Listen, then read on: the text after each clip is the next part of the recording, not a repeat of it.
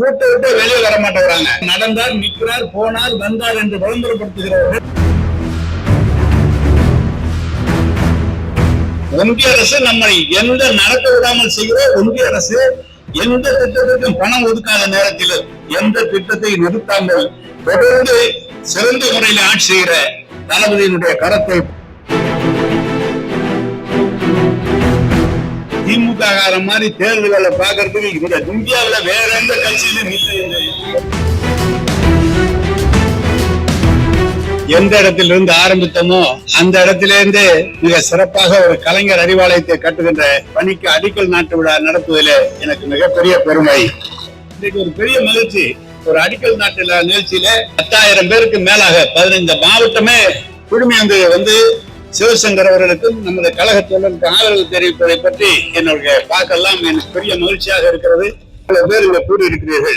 ஒவ்வொருவரும் வந்திருக்கிற ஒவ்வொருவரும் சாதாரண ஆள் அல்ல. ஒரு 50 வாக்குகளை 100 வாக்குகளை சேகரிக்கக்கூடிய அந்த ஆற்றல் பெற்ற மறவர்கள் தான் இன்றைக்கு வந்திருக்கிறார்கள். எனவே ஏதோ 10,000 பேர் என்றல்ல, இது லட்சம் பேருக்கு சமானமான வாக்கு வங்கி. அவ்வளவு பெரிய கூட்டமாக நமது கழக தோழருடைய திறமை எங்களுக்கு தெரியும்.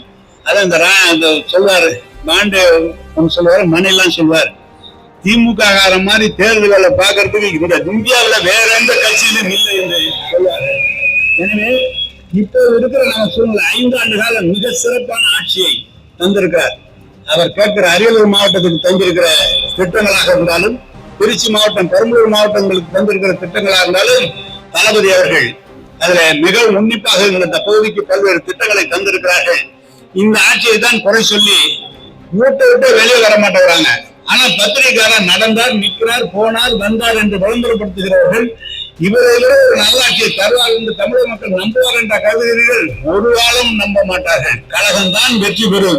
அப்படி ஒரு வெற்றி பெறுவதற்கு முதல் கூட்டமாக இந்த அரியலூர் மாவட்டம், பெரம்பலூர் மாவட்டத்திலே இது கழகத்தினுடைய பக்கம்தான், தளபதியினுடைய பக்கம்தான் என்று காண்பிக்கின்ற ஒரு சிறப்பான கூட்டமாக இந்த அடிக்கல் விழா நடைபெற்றிருக்கிறது.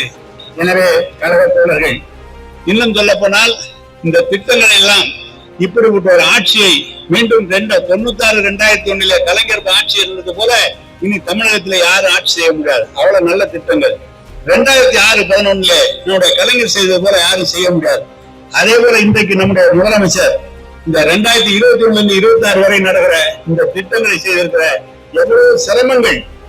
ஒன்றிய அரசு நம்மை எந்த நடக்க விடாமல் செய்கிற ஒன்றிய அரசு எந்த திட்டத்திற்கும் பணம் ஒதுக்காத நேரத்தில் எந்த திட்டத்தை நிறுத்தாமல் தொடர்ந்து சிறந்த முறையில் ஆட்சி செய்கிற தளபதியினுடைய கரத்தை பலப்படுத்துவோம், அனைவரும் ஒன்றிணைந்து செயல்படுவோம்.